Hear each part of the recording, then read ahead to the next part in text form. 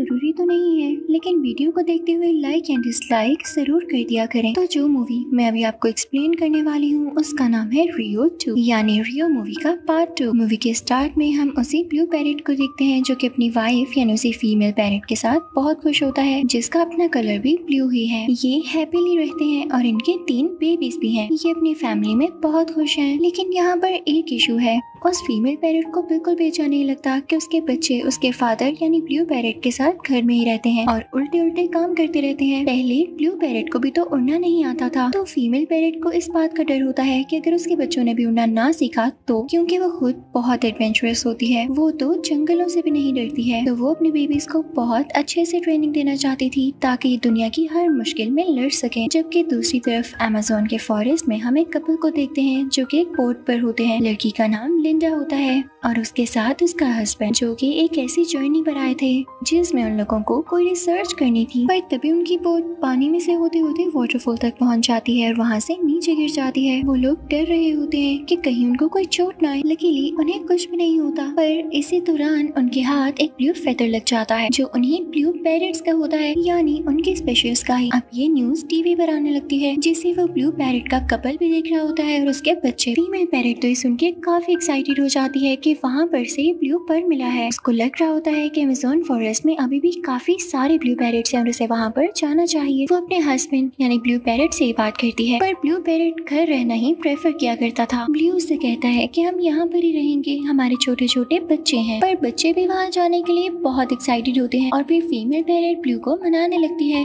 और उसे ब्रेव होने का कहती है। ब्लू अपनी वाइफ यानी फीमेल पैरेट से कहने लगता है कि मैंने अभी रिसेंटली ही तो उड़ना सीखा है, मैं अमेज़न के जंगलों में कैसे उड़ सकता हूँ, मैं जल्द थक जाऊंगा। पर अब तो उसके बच्चे भी उसे फोर्स करने लगते हैं, तो वो अपने लिए कोई ऐसे पहनने वाले पर्ल लाता है जिसमें GPS लगा होता है ताकि उसकी लोकेशन ट्रेस हो सके। अब उधर ही अमेज़न के जंगलात में हम कुछ लकड़हारों का ग्रुप देखते हैं। वो लोग कारपेंट्री करते थे, तो इसके लिए जाहिर सी बात है वो जंगल से लकड़ियाँ भी काटते होंगे। और लिंडा और उसका हस्बैंड यहाँ पे जिस रिसर्च के लिए आए थे वो ये था कि लकड़ियाँ किस रेशियो से खत्म हो रही हैं और उनको काटने वाला कौन है। तो अब इन लकड़हारों का ये पर्पस था कि यहाँ से लिंडा और उसके हस्बैंड को भगा दिया जाए, क्योंकि अगर वो लोग यहाँ पर आ गए, रिसर्च कर ली और लकड़हारों को लकड़ियाँ काटते हुए देख लिया तो ये सारे लकड़हारे तो पक्के फंसेंगे। अब दूसरी तरफ हम उसे फाइट पैरेट को देखते हैं जिसने पहले भी ब्लू को और उसके साथियों को मारने की कोशिश की होती है। उसकी एज भी काफी ज्यादा होती है और अब तो वो उड़ भी नहीं सकता था, पर उसने अपने 2 साथी रखे हुए थे। एक लंबी सी ट्रंक वाला एनिमल था और एक फ्रॉग था। वो कहता है कि वो ब्लू से अपना बदला जरूर लेगा और अब की बार तो वो उसे मार ही डालेगा। अब हम ब्लू और उसकी फैमिली को देखते हैं जो कि सब बहुत खुश होते हैं कि वो लोग अमेज़न फॉरेस्ट जा रहे हैं। ब्लू और उसकी वाइफ ने अपने साथ बाकी साथी भी बुला लिए होते हैं जिसमें कुछ एनिमल्स भी होते हैं। अब वो लोग अमेज़न फॉरेस्ट तक पहुंच ही जाते हैं और ढूंढने पर उन्हें ब्लू मकाओ मिल ही जाते हैं। उनका तो पूरा ग्रुप होता है और पता चलता है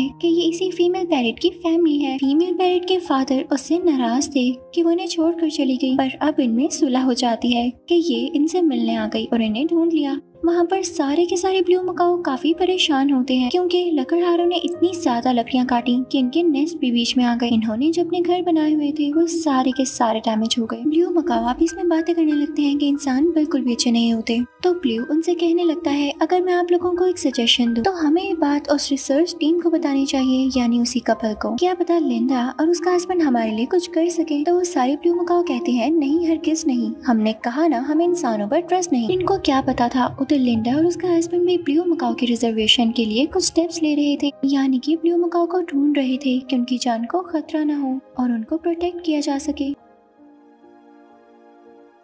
पर एक दिन जब लिंडा और उसका हस्बैंड ब्लू मकाओ पैरेट्स को ढूंढ रहे होते हैं तो लकड़हारे उन्हें आकर पकड़ लेते हैं। अब उधर हम ब्लू को देखते हैं, वो सब ब्लू मकाओ जंगल में होते हैं और अपने अपने लिए फ्रूट्स तोड़ रहे होते हैं। उन्हें काफी तरीका होता है क्योंकि ये शुरू से इसी जंगल में तो रहे हैं, जबकि ब्लू से कुछ भी ठीक से और प्रोफेशनली नहीं हो पा रहा होता क्योंकि वो शुरू से ही किसी का पेट जो रहा था। अब ब्लू अपनी वाइफ यानी उसी फीमेल ब्लू पैरेट से कहता है मैं तुम्हारे लिए अखरोट लेकर आता हूँ। जैसे ही वो अखरोट के दरख्त के पास जाता है तो वो शाख नीचे लटक जाती है। ब्लू ऐसे एरिया में पहुंच जाता है जो उसके ओपोनेंट्स का था, यानी रेड पैरेट्स। वो ब्लू मकाओ पैरेट्स को बिल्कुल भी पसंद नहीं करते थे। वो रेड पैरेट्स बहुत डेंजरस होते हैं। अब वो ब्लू मकाओ से कहने लगते हैं कि एक मैच रखते हैं और कॉल्स करना स्टार्ट कर देते हैं। लेकिन जब ब्लू पैरेट गोल करने वाला होता है तो वो गलती से दूसरी टीम का गोल करवा देता है, जिस पर उसे बहुत बुरा लगता है और रिग्रेट भी होता रहता है। अब वो अपनी फैमिली के पास आता है, उनसे माफी मांगता है और उनको बताता बताता है कि वाकई मैं आप लोगों के साथ आगे बढ़ना चाहता हूँ। मैंने आप लोगों की स्किल्स को देखा है।